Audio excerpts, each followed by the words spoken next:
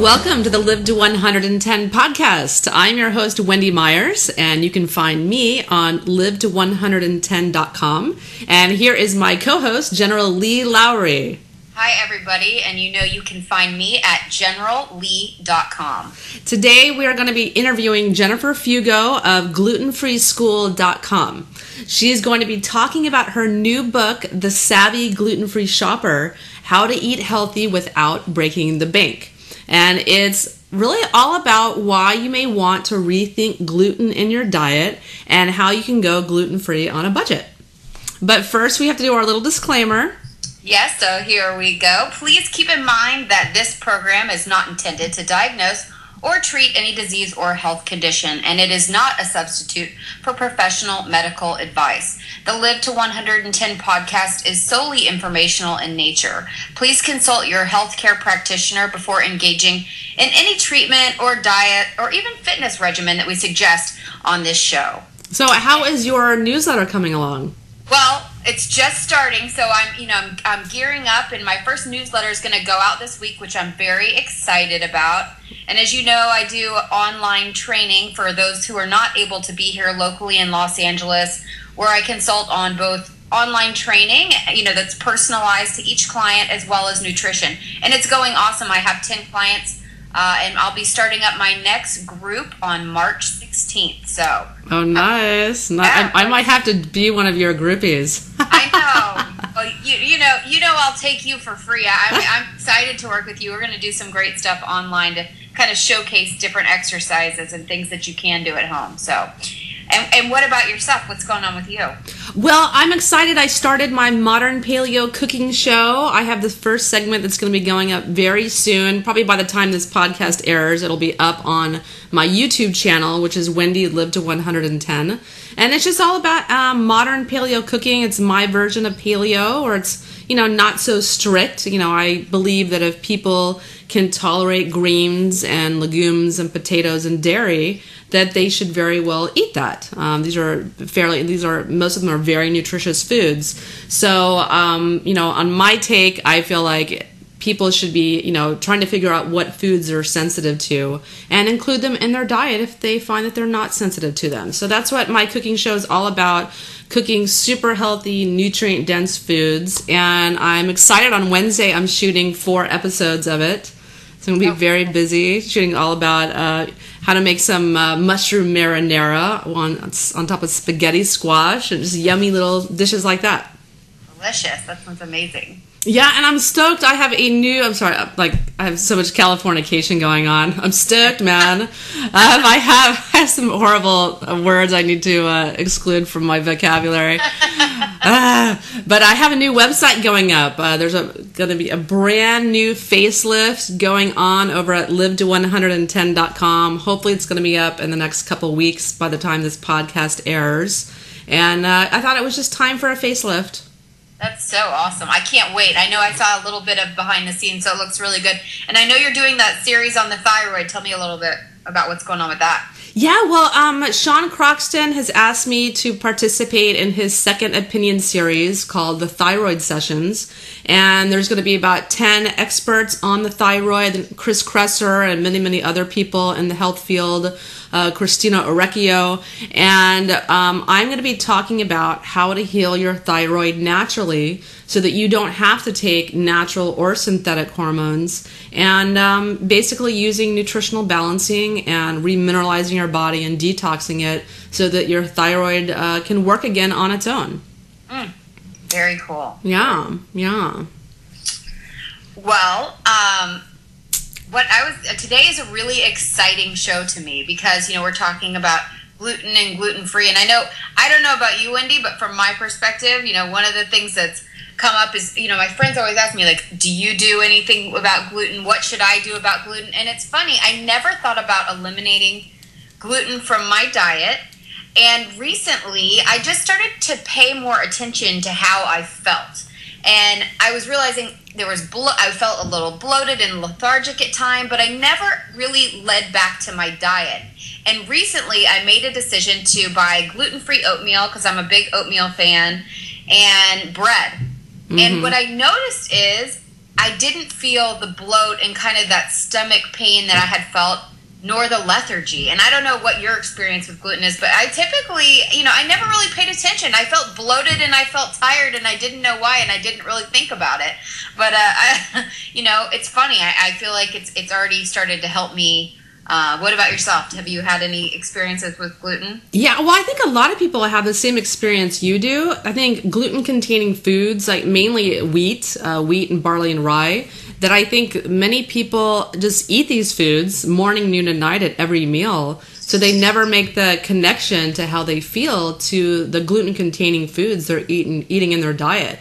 And for me, I've been sensitive for a long time, but I used to have stomach pains when I was a teenager.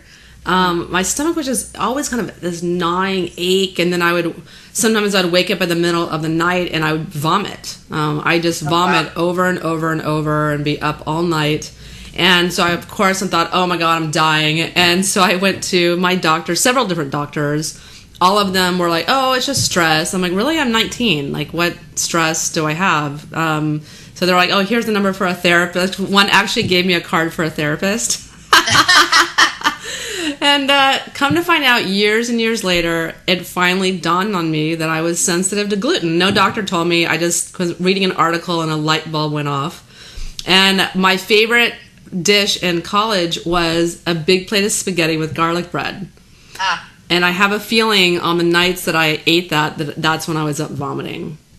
Well, yeah, it's pretty funny. Yeah. So I think today's going to be a great show with Jennifer, just to find out, do we have to walk around feeling bloated and lethargic anymore? This is going to be an awesome show. So yeah, and I think it's great also to figure out how to do gluten-free on a budget, because some of the gluten-free products can be really expensive. So I'm really interested to hear how she kind of sidesteps, the little potholes, so to speak, of a gluten-free diet, and which is also with modern paleo. I definitely advise people to go totally gluten-free. I think that the majority of people should not be eating gluten. So I'm really interested to hear what she has to say today. All right. So let's get on with the show. Our guest today, Jennifer Fugo, is the founder of Gluten-Free School, a website that's dedicated to teaching gluten-sensitive people simple and savvy steps to get healthy. She's a certified health coach known as the Gluten-Free Guru, and she's a sought-after expert and speaker about healthy gluten-free living, who has been featured on Dr. Oz, so jealous, on CNN and the Huffington Post. And she also hosts the popular Gluten-Free School podcast about living a gluten-free life. So Jennifer, it's so nice to have you on the show. Well, thank you, ladies. I really appreciate you guys and your welcomed, such a warm and welcoming invitation to come on and share what I know about living gluten-free. Well, thank you also so much for coming on the show. I love having our fellow podcasters on the show. I know. It's so great to finally talk to people when you've been listening to them and connecting with them on other platforms. It's nice to finally be together. It's really cool. Yeah, so what is your story? Why did you make going gluten-free your main focus and platform? The reason is that back in 2008, I discovered that I was gluten, casein, and egg intolerant. And it sounds a lot like your own story, that there was this history of feeling sick for many, many years. I can trace back to high school, taking tons of Tylenol because I had headaches all the time.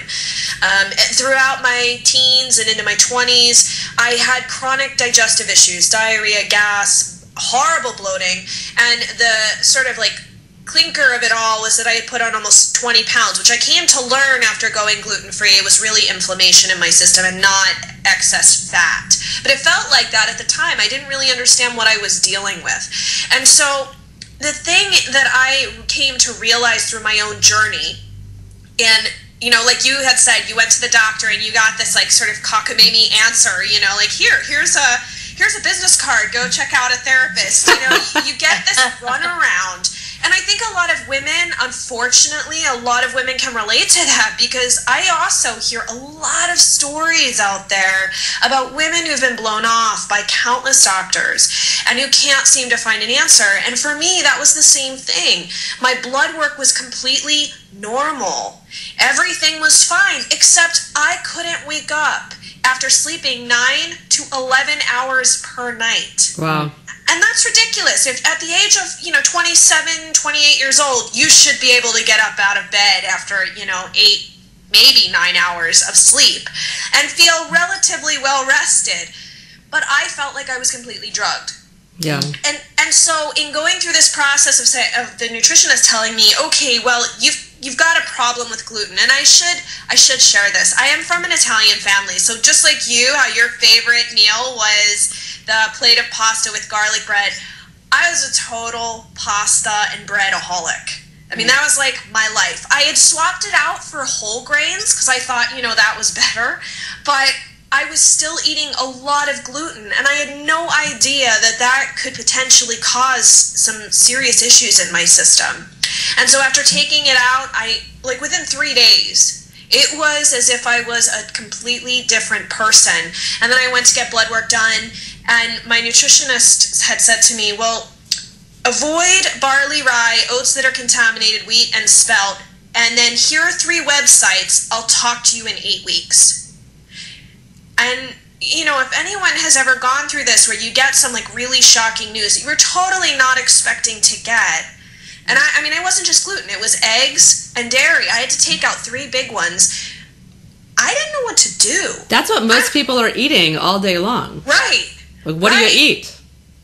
And I was like, I'm Italian. What do you mean? I can't, what am I supposed to do?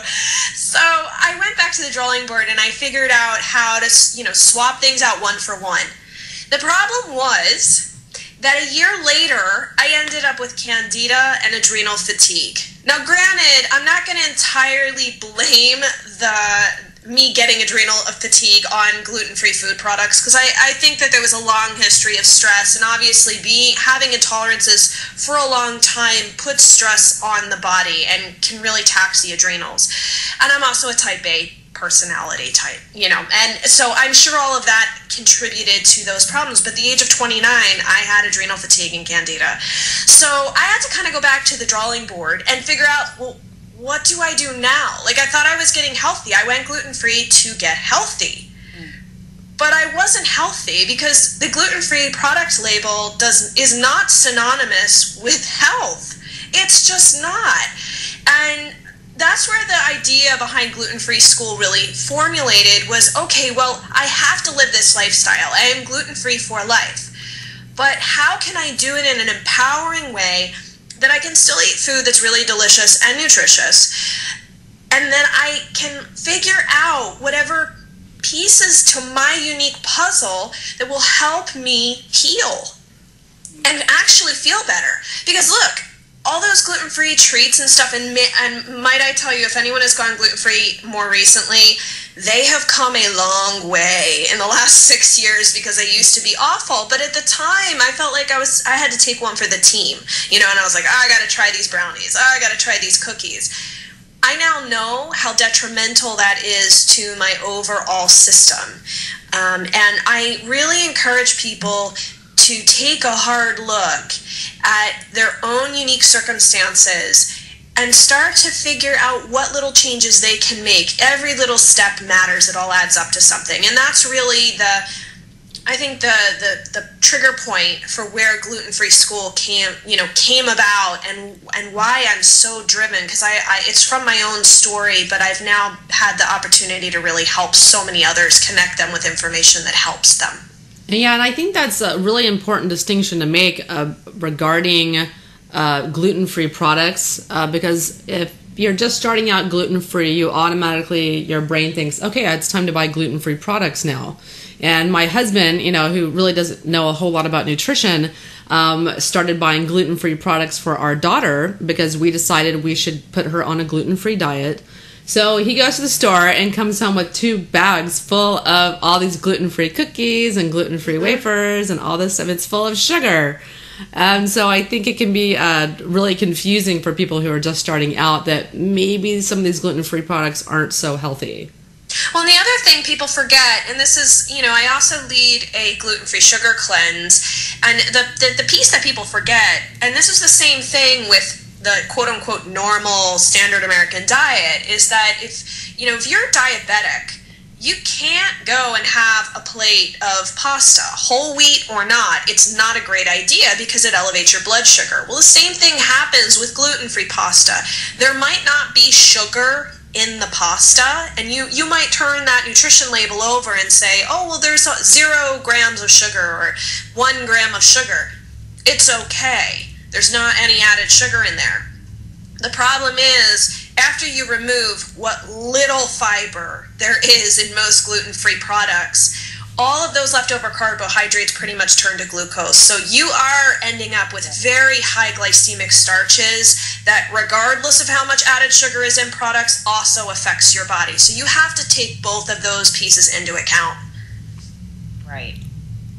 It's so funny. You just think about, just like anything, I was in advertising for years, and you just think about how, when whole grain was the hit word of, being healthy, it ended up on the most sugary cereals. And now gluten-free is kind of the thing that people are looking towards.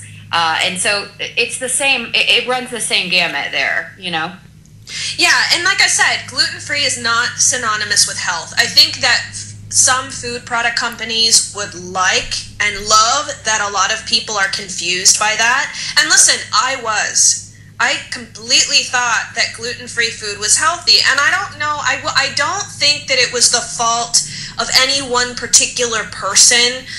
I just figured, well, my nutritionist told me to go gluten-free, that must mean it's healthy.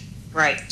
So I made that mistake, and I feel very passionate about this topic because I got sick again. And I actually wrote a post on my website called Gluten-Free Bread, Why Are You Still Eating It? Yeah. And it is the most commented upon, shared. I get hate mail from this email still. And people think that I'm being rude or bossy or mean or cruel, and why should I say that, gluten-free bread and gluten-free products are horrible? And I'm like, I don't want you to get sick. I mean, you can totally eat those. That's fine. That's up to you. But just know what you're doing, because there is a long-term consequence to consuming refined products like that. And, I've been around a lot of people with diabetes, severe, like awful diabetes, where they've had their legs amputated and, they have kidney failure, and, I mean, big deal. I get the magnitude of what it means to eat too much sugar. I don't think most people in America fully understand the consequence of it, because we think about diabetes as, oh, I got to take a pill, I got to watch my blood sugar. Yeah, that's part of it, but we don't really see what the end game looks like. And that, I think, when you're around that, when your family members that go through that, and a lot of people in those positions, it does reframe your relationship with food.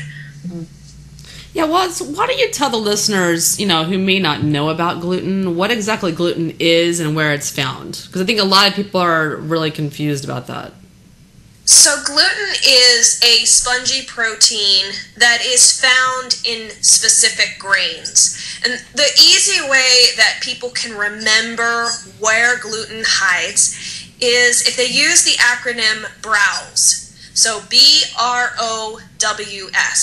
It stands for barley, rye, oats, which are contaminated, wheat, and spelt.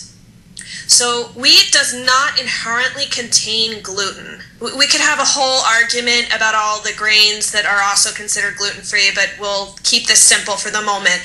Oats tend to be contaminated because they are grown next to and processed on the same equipment as wheat. So gluten is not a virus, so you cannot cook it away unless you cook above 500 or 600 degrees Fahrenheit, which most people do not. Nor will that happen on a grill, by the way.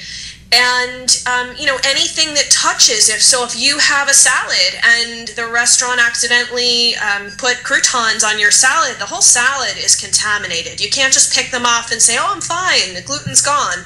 So gluten will hide in different spots in your kitchen. It will hide in wooden countertops, in your cutting boards, in your spoons. It will hide in your pasta strainers because you really can't fully clean them. Your Tupperware on a lot of the Teflon coatings where they're scratched, it can hide in those little crevices. It is microscopic and you can't see. So gluten, unfortunately, is in a lot of places. It's also in makeup, medication, supplements, pet food. It's all around us, and it's something that we would love to think is inherently harmless. But for some, if you're sensitive or you, for example, have celiac disease, it can cause major problems.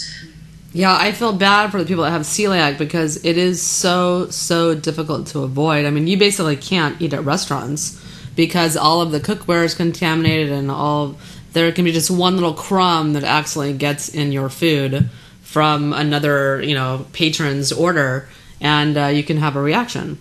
Sure, or if someone forgets to wash their hands or clean the cutting surface. Yeah. I've had clients who have glutened themselves by preparing other family members' meals and, like maybe making breaded chicken or something like that, and they forget to wash their hands and make their own food.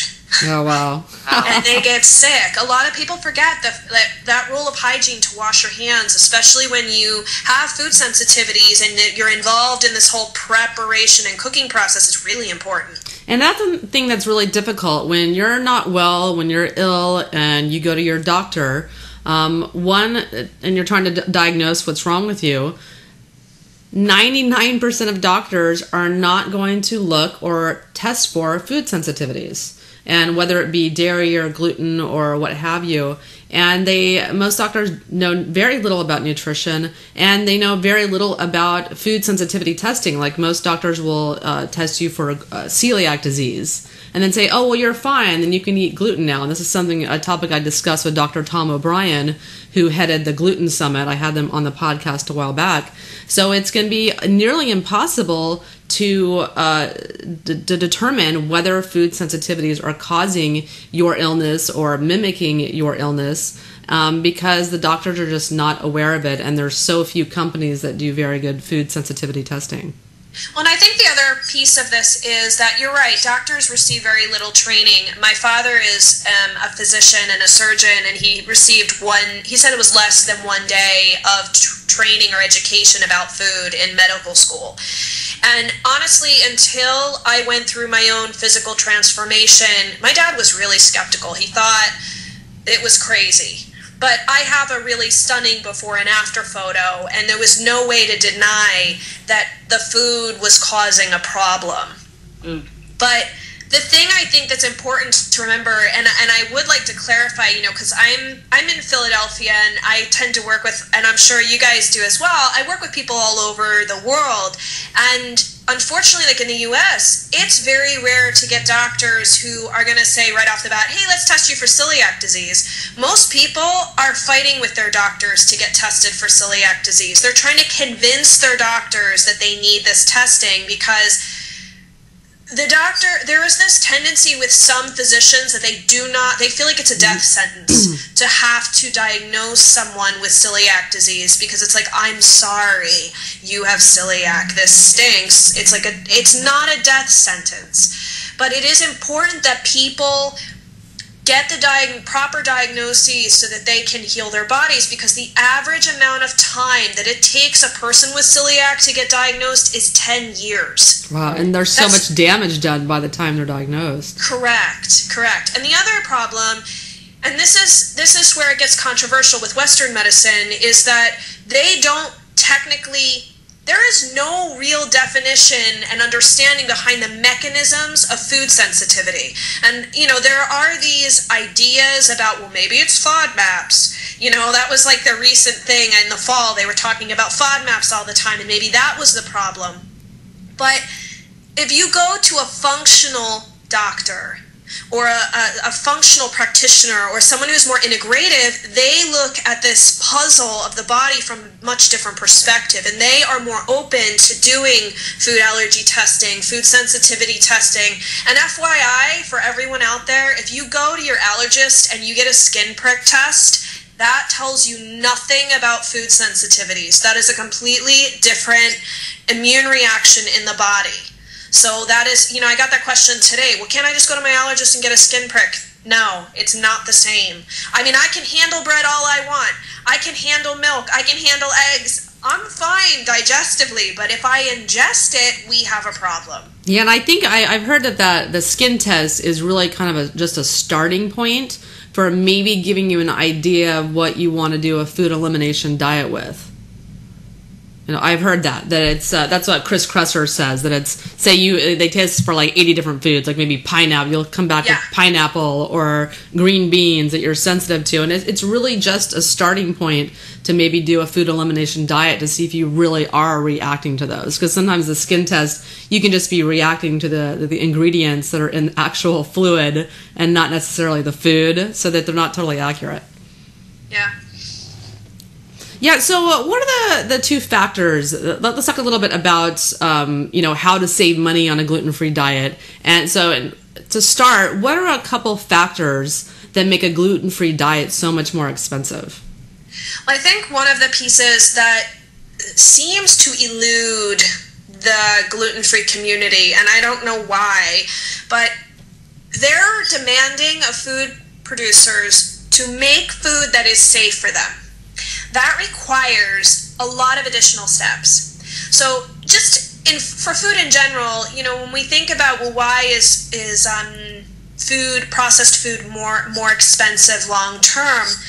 You're asking someone to do the sourcing of materials for you, the prepping, the cooking, the preparation, they're packaging it for you and getting it to your local grocer. You're paying for all of that. Even the material, the box and the containers and the plastic, you're paying for all of that. And so with gluten-free food, you again are paying for that. But then you have to, go back to the process of how these foods have to be made. And so the manufacturer of the food, or I should say the food company themselves, when they go and they source their ingredients, they have to ensure that all of those little minute ingredients, every little bit, is gluten-free. So either the person that is providing the ingredients has to ensure that, but the food company may want to as well. Then when it's shipped to the manufacturing facility, those ingredients, if it's not a 100% gluten-free facility, and by the way, there are very few of those facilities in the US, and they are very expensive to produce products in because of that, because they are gluten-free. But if you are in a shared facility, and I know this totally freaks people out. They're like, oh my gosh, it's made in a shared facility with wheat. I can't eat this. If a product is certified gluten-free, it means that those ingredients are stored in an area where there is no wheat. There are ventilation systems especially put in to ensure that no dusts of grain, no little particles of gluten, of wheat, can come through the ventilation system and land in that room. Everything has to be segregated. And then you've got to process this food on the machines that are only going to be dedicated to gluten-free products. So they're not running lines. They can't run anything else on that line that has gluten in it. That means there are fewer products running on those lines. That is more expensive for the manufacturer. And then on top of it, a food company, if you want them to be certified, they have to pay for the certification. They have to pay to get those lines tested to make sure that they fall under 20 parts per million. Plus, you're expecting them to get certified. Well, they're going to want to announce it to you, so they have to pay a designer to redesign their packaging and then get that to you and redo all the products and everything. So it is expensive for all of that stuff to happen. And that is not something that the company simply eats up. They pass that along to the consumer. And then you go to the grocery store and say, well, why don't any of these gluten-free products run in the circulars? How come there's no sales? How come there's barely any coupons? Because truthfully, there are barely any coupons you will ever see for gluten-free products. And part of the reason is just it's not possible. And the other final little piece is that this is a niche market. We might think that gluten-free is huge and that it's a multi-billion-dollar industry, but it is still so tiny compared to what else is out there. And all of these realities combined make gluten-free products way more expensive. And actually, I will tell you, the source, there's a study out there that I cite in my book, The Savvy Gluten-Free Shopper, that gluten-free food is found to be 242% more expensive than a normal gluten-filled diet. Wow. Yeah, it's definitely becoming more popular. I love it. You know, living in Los Angeles, we have lots of healthy eating options, and pretty much every restaurant I go to, they have gluten-free options. So they make it a point on the menu of saying gluten-free. But I know in a lot of cities around the United States, that's not an option. People aren't as aware of that or asking for that at their restaurants. Well, and I think that the other thing that really upsets people, and I am completely with them, is that if I go to a restaurant, they'll go, oh, well, you can have this burger without the bun. And, oh, you can't have the fries because they're fried in a shared fryer. Okay, well, what else comes with my meal? Well, it's just the burger. Yeah. Okay. Well, it's still the same price. I'm like, can you give me a side salad with that? Oh, that's going to be an additional $3. Yeah. What? Yeah. So, and this happens a lot, is that restaurants have gotten in this habit now that they feel that people with food sensitivities, because they're asking the restaurant to do something different, unfortunately, now they can charge more. I went to actually a tea party in New York City. The menu, it was a 5-course meal for tea and whatever else, these little cake, the little cakes and things that they have with tea. I've never been to a tea party before in my life. It was $60 per person, an additional $17 if you wanted the gluten-free menu. Wow. Oh, wow. I know with tea, it's all the little finger sandwiches. Like, it's all gluten. Right. Well, no, they gave me the innards of the sandwiches and one piece of gluten-free bread for $17. Oh, no. Extra. Well, and I was just thinking, here, going into a restaurant and ordering, I know I went to a diner the other day that had gluten-free pancakes, but you also have to take into consideration, surely when you go in, that some people might be using, the ingredients of gluten-free, but again, cooking it in not properly, in a shared area. So you kind of take that risk, I'm sure, at the same time when you do order foods at restaurants. You might. It's not... If a restaurant has been certified, and there are a few certification programs out there that will certify a restaurant. Philadelphia, we're really lucky. We have the National Foundation for Celiac Awareness here in the city, and they have a program where they'll certify restaurants locally. So they have done a really great job of bringing awareness to restaurants in Philly. But you go to a place, and I've had a lot of instances where they'll claim that the fries on the gluten-free menu will be, oh yeah, they're gluten-free, but when you inquire, are they in a separate dedicated fryer? Well, no, but, we don't fry anything else. Well, right. What about your onion rings? What about your mozzarella cheese sticks? Well, it doesn't pass. It just cooks away. Like, there's a lot of misunderstanding out there. But there are some restaurants that do have processes set up. They have separate preparation stations. They have the cooking utensils, that, are dedicated only to gluten-free customers that come into the restaurant. So there are some restaurants that will do things special for us, and you just have to inquire. I love using Find Me Gluten-Free. It's an app on my phone, and then I call from there and I ask a lot of questions to know whether I feel comfortable eating in an establishment. That's great. So your book, it's called The Savvy Gluten-Free Shopper. So why do you use the word savvy so much in your book?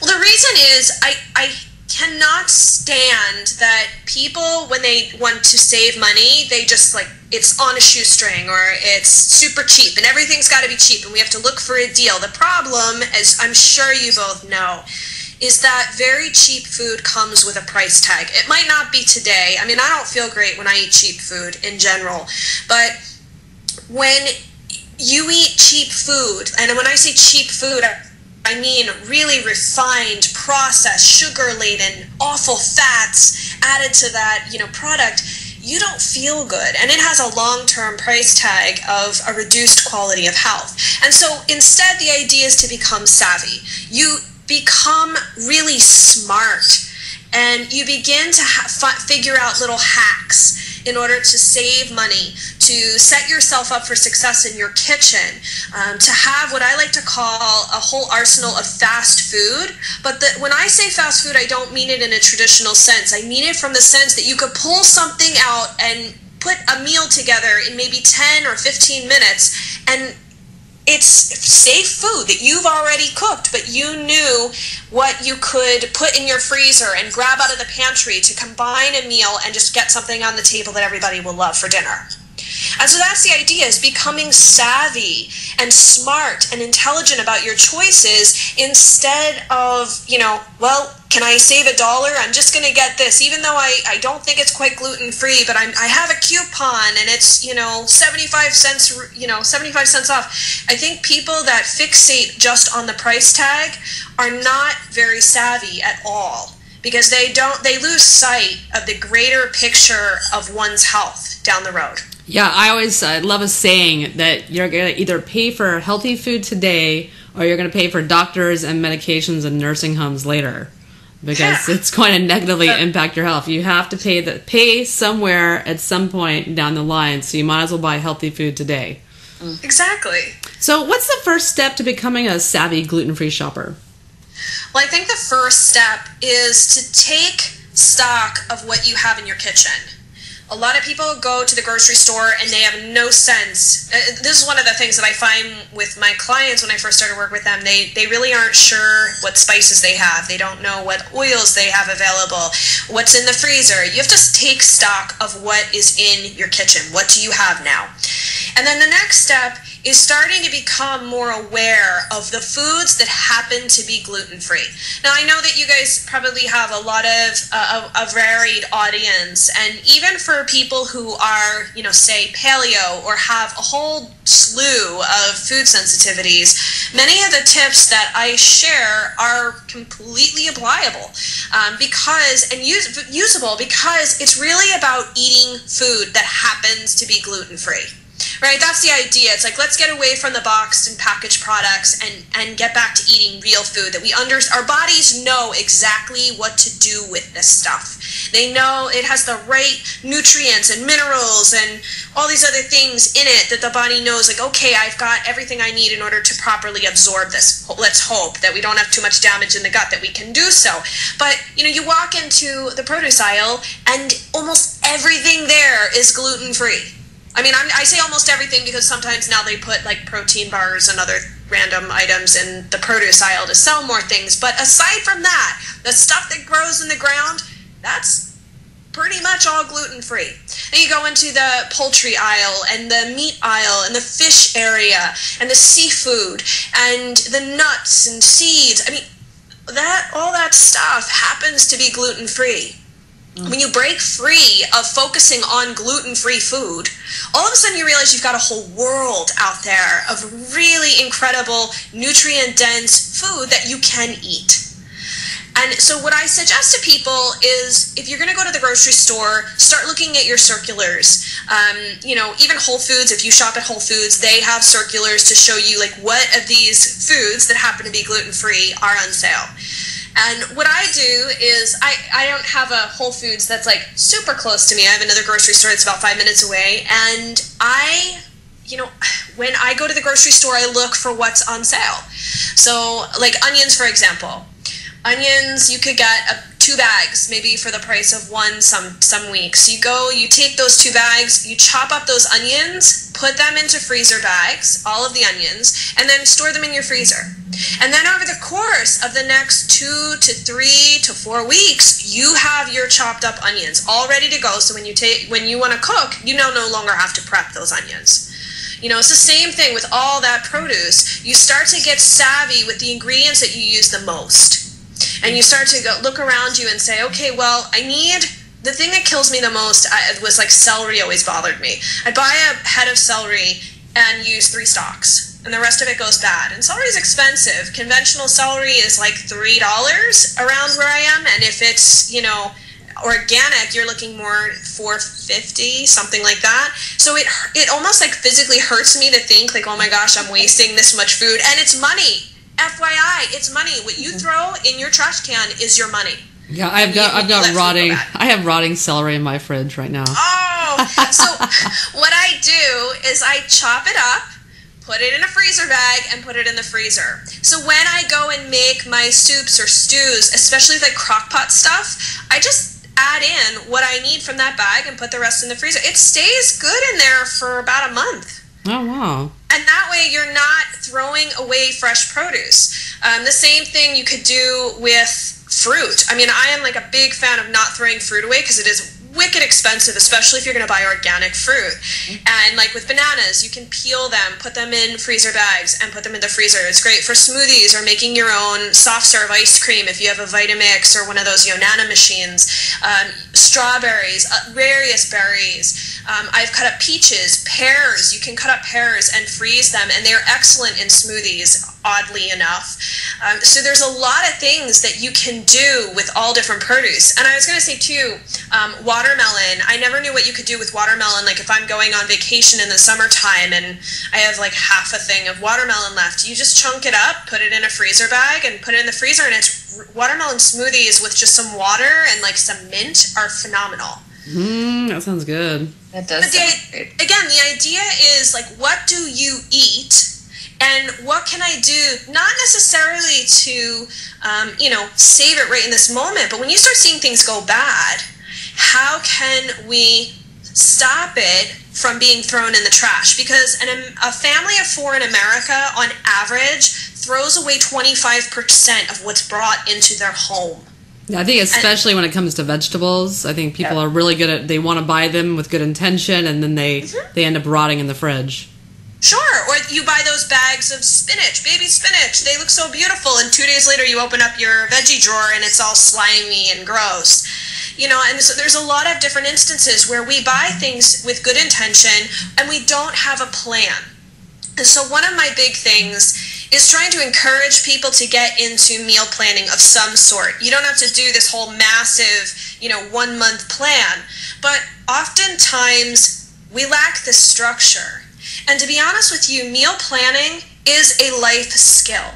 It is something that is so important to making sure that we nourish ourselves, but it is a tradition that is not passed on. It is not something that we learn from our mothers and our, fathers who happen to cook.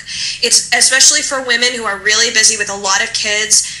When do you have time to figure out your meals? Most people are doing it on the fly, opening up the fridge and going, what can I throw together?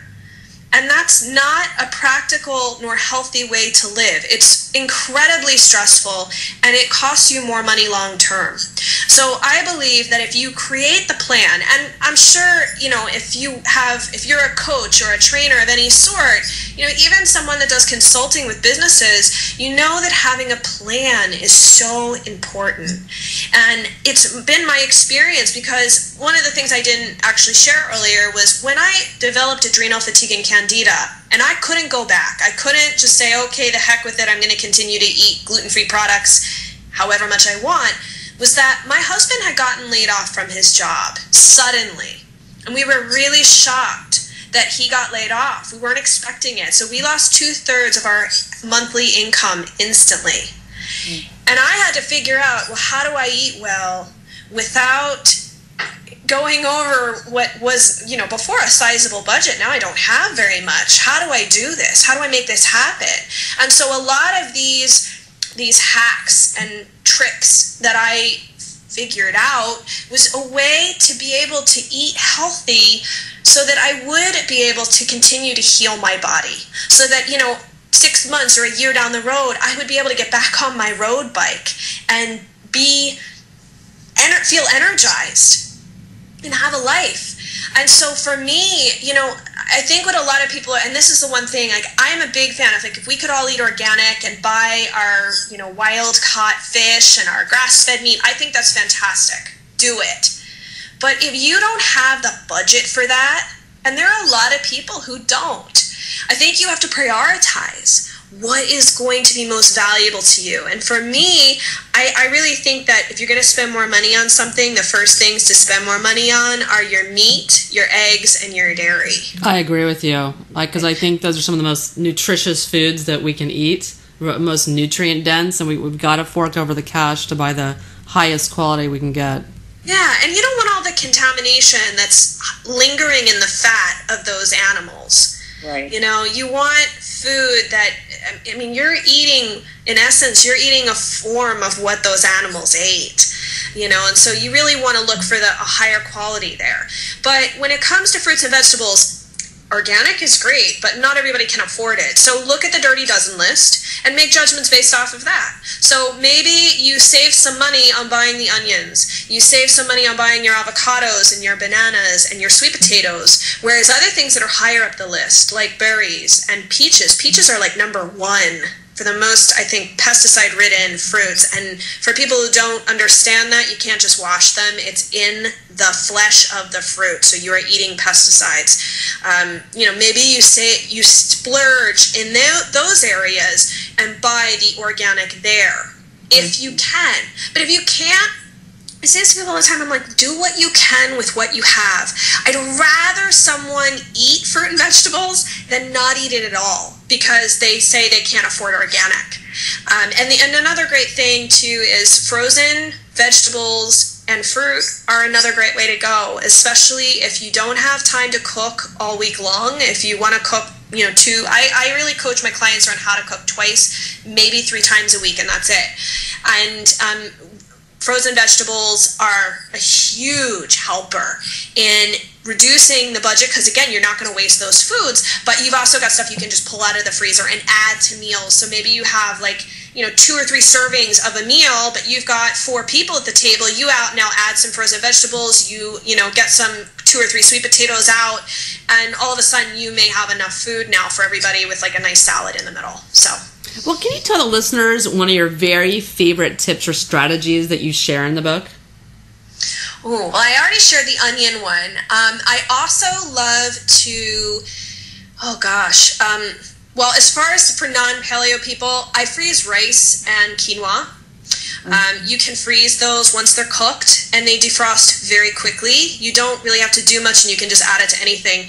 If for people who are grain-free or paleo and you do the cauliflower rice, I just process the cauliflower and freeze it in freezer bags. So when I want to add it to a recipe or I want to make it, I just add it to the pan.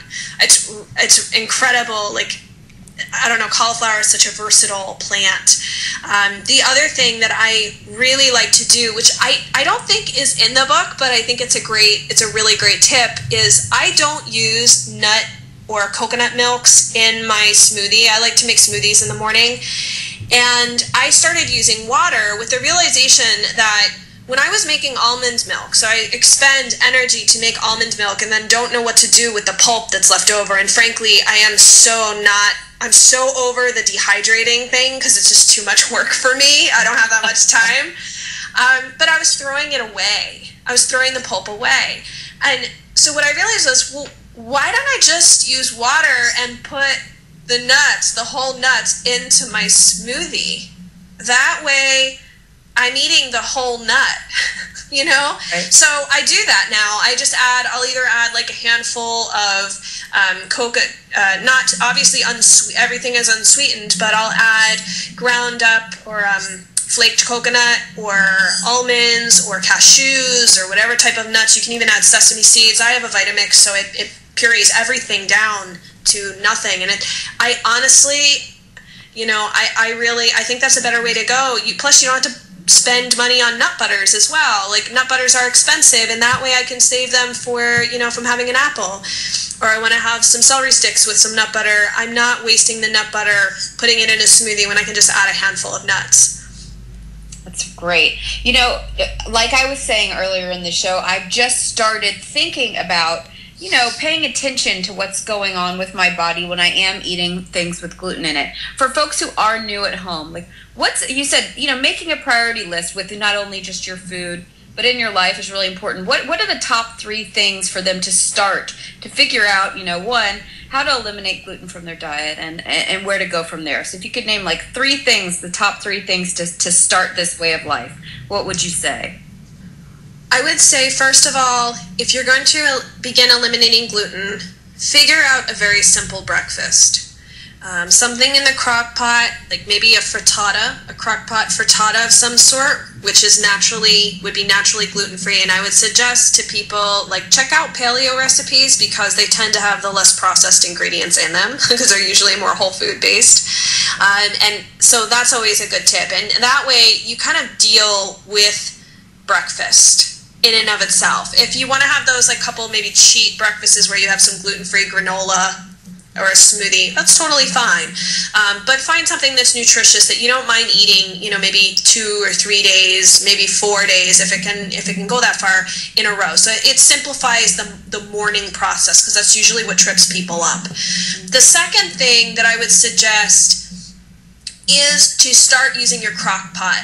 The reason is you can get probably 6 to 8 servings, depending on how big your crock pot is, out of a recipe. And a crock pot recipe is something that you can add a lot of vegetables to. If you eat legumes, if you eat grains, you can add them to it as well. So you can make that dish, those 6 to 8 servings of what's already in that container, go a lot further. And so that way you then have lunch, you have dinner for several days. And lastly, I would say you've got to plan your meals. Even if it's only that you pick 5 or 6 recipes to make that week, you have to plan your meals.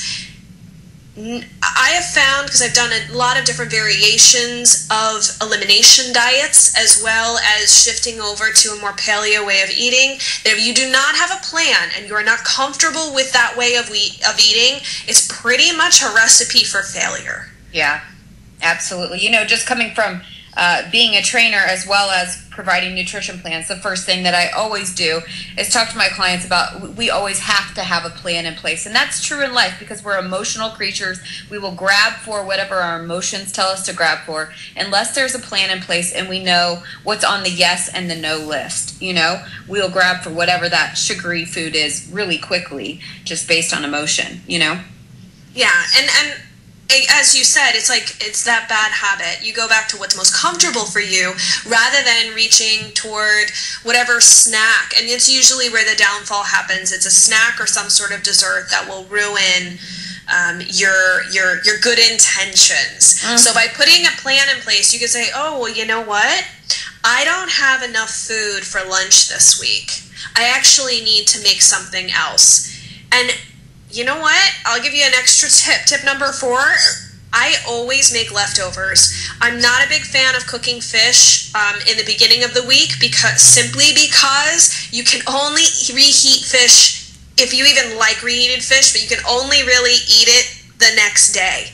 So I really try on Sundays when I cook a ton, those are the days where I'm doing meals that are going to last 3 to 4 days, so that I can get to the end of the week and then maybe cook once, maybe twice, but we tend to go out closer to the weekend. So I really give myself a lot of breathing room, and I'm intelligent about what I choose to cook and when, and that makes for a lot less stress. That's great. Thank you so much. Well, Jennifer, I have a question that I like to ask all of my guests.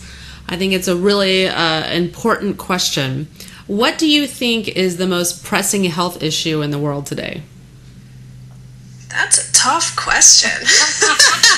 I know. I tweeted it to you last night. I got to be prepared for this question. I was like, gosh, we could talk about Monsanto. We could talk about, cows and all sorts of the bees. I mean, what is the most pressing issue? Global warming. I think, as far as for people who are gluten-free, and I'll try and keep it to that, is that you have to start someplace.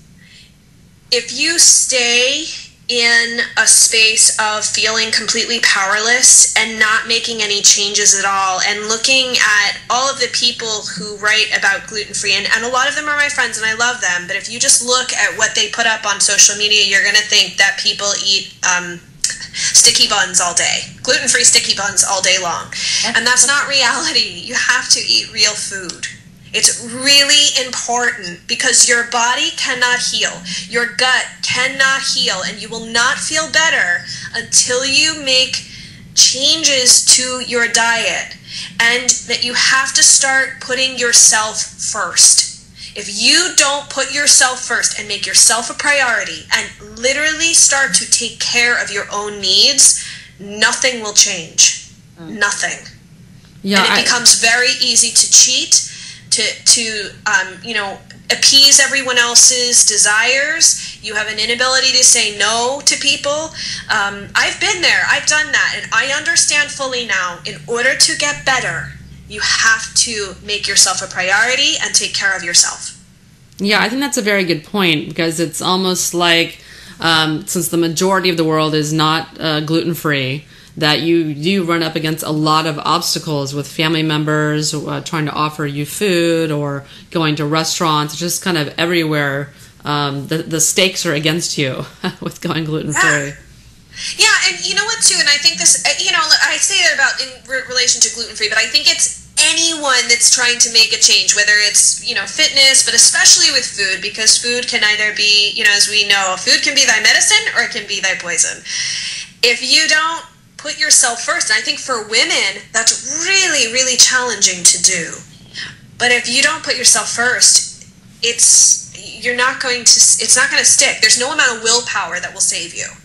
So you've got to put yourself first. I love the show. It's awful. It's my dirty little my little TV cheat during the week. I watch Scandal, and I really love how Olivia Pope, the main character, is like, "Are you a gladiator?" And I'm like, "Yes, I'm a gladiator for my health." That is a great show. So. I think that's the most important thing that we have to realize. We have to be gladiators. We have to stand up for what we need. Even when it might be controversial, even if you know that Uncle Bob is going to, give you a hard time, it doesn't mean you have to fight with Uncle Bob, but it's not really important to Uncle Bob if you eat pizza or not, but it is important to you. And I think that, and I look at this from times when there was about a 6-month period several years ago where I had really gotten depressed and felt down about the whole process and felt very isolated. And I realized that I was no longer taking care of me. So when you take care of yourself, it's incredible the amount of things that can change and transform in your life. So. Well, thank you so much for that, Jennifer. I completely identify with what you're saying, because I live a very healthy lifestyle. I try, but my husband is not. So I'm constantly offered food that has gluten, that's not healthy, pizza, hot dogs, hamburgers that he loves to bring home and eat. And it pains me to watch him eat it. And it's constantly in my face, tempting me. But I do have to make those little choices every single day to take care of myself. And my daughter as well, to keep her from eating those foods. So it can be really challenging for all of us trying to go gluten-free. Yep, it totally can. I will tell you, with my husband, I asked him to watch Fat, Sick, and Nearly Dead. It's a documentary with Joe Cross, and it is about juicing. I'm not like a big proponent of like a juicing fast diet or any of that stuff, but I just wanted to watch it because I had heard that it was an interesting movie. My husband works in TV, and he finds pretty much 95% of all those food documentaries out there to be like utterly boring, and he can't stand watching them. He not only loved the movie, but he at the end said, "I want to start juicing with vegetables. Can we start doing that?" And he did. We started with beets and carrots and the sweeter things, and then he said to me, "I don't think I need so much sweetness in this. Can we add some romaine and some celery and some other things?" And my husband was asking me, and mind you, we're still in the midst of winter, so I'm not juicing him any veggies right now, but he did ask me a couple weeks ago when we would start juicing vegetables again. So that movie, because it's very non-dogmatic, and it really shows an incredible transformation, not only of the Joe Cross, the main quote-unquote character of the movie, but of some other folks in it. It really helped change his mindset, and I've actually had a lot of clients show that movie to their husbands, and it was also helpful. So maybe you could get your husband to watch it. Well, no, my problem is that when we first met, I was the horrible fast food, just terrible diet eater, and he was juicing. He was juicing and eating mung bean sprouts and so we've just done a complete 180. It is the strangest thing I have ever encountered. So he knows how to do it, but he just doesn't want to right now. I know, it's hard. Well, Jennifer, why don't you tell the listeners how they can get a copy of your book? As I'm excited to read it. I really identify with a lot of the things that you talked about today, and I throw away a lot of food, I'm ashamed to admit. So I actually really need your book. Well, I hope that you enjoy it, and everyone else can get a copy of, it's actually called The Savvy Gluten-Free Shopper, How to Eat Healthy Without Breaking the Bank. And it is available on Amazon. If you want sort of a easier way to get to the Amazon page, you could go to my website, which is glutenfreeschool.com. And right on that front page, I have an image of the book with the link to that landing page for the book on Amazon. So it's a really easy way to get it. Well, great. Well, thank you so much for being on the show, Jennifer. I loved all of your tips and tricks that you talked about today. And I know that the listeners out there are really, hopefully, are starting to think, maybe there's something to this gluten-free, and maybe it's something that I could be doing that, could start. So thank you so much for coming on the show. Thank you. Thank you, ladies. I really appreciate it. If you want to learn all about detoxification, the modern paleo diet, or healing your health conditions naturally, go check out my site, live to110.com. And you can also follow me on Facebook and Twitter at I Will Live to 110. And I'm also on YouTube at Wendy Live to 110, home of the Modern Paleo Cooking Show. And you can find me on Instagram, Google+, and Pinterest at Live to 110 as well. And if you want to learn more about me, you can find me at generalleigh.com. My Instagram, to follow some of my pictures in fitness and in food, is the IG name is Jen Leigh. Or you can find me on Facebook at my Facebook page, which is General Leigh Food and Nutrition. And again, I do online training and nutrition there. And if you like what you heard on the show, please give the Live to 110 podcast a review on iTunes. We need the reviews. Make it a positive review, and we just really appreciate it. So, yeah, and that'll help us get higher up in the rankings so that we can get our message out to as many listeners as possible. So everyone, thanks for tuning in. I hope this podcast gets you rethinking eating gluten-containing foods like wheat, rye, and barley in your diet, because I think that the single elimination is one of the best things that you can do for your health. I'm totally anti-gluten. Thank you so much for listening to the Live to 110 podcast.